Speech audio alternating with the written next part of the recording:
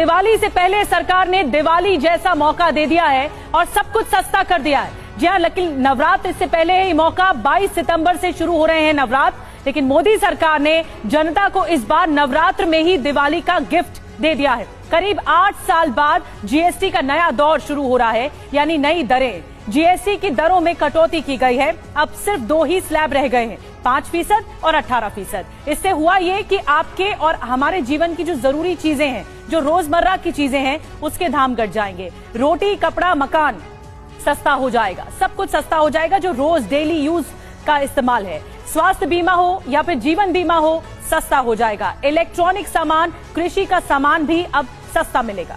देखिए, दरअसल जीएसटी की दरों में ऐतिहासिक कटौती डोनाल्ड ट्रंप के टैरिफ टेरर को भी एक बहुत सीधा जवाब।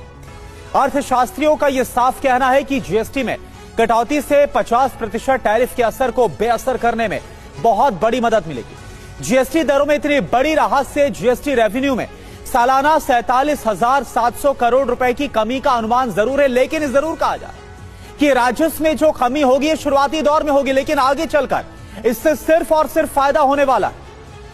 तो आइए जल्दी से आपको बता देते हैं कि ब्रेकिंग न्यूज ये है, आम आदमी की जरूरत का सामान अब सस्ता होना शुरू हो जाएगा। 22 सितंबर से ये लागू हो रही हैं नई दरें। हेयर ऑयल हो या फिर साबुन हो, शैम्पू हो, ये सब सस्ते होंगे।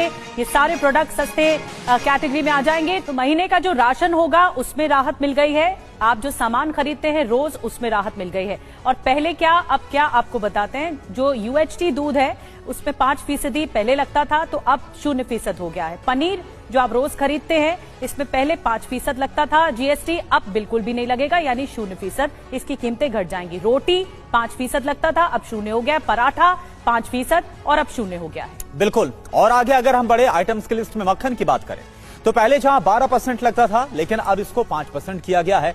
और घी की बात करें तो पहले जहां 12% लगता था, अब इसको 5% कर दिया गया है। अब बात करते हैं सूखे मेवे की, यानी कि जो ड्राई फ्रूट्स हैं इनकी बात करें तो पहले जहां पर 12% लगता था, अब इसको घटाकर 5% किया गया है।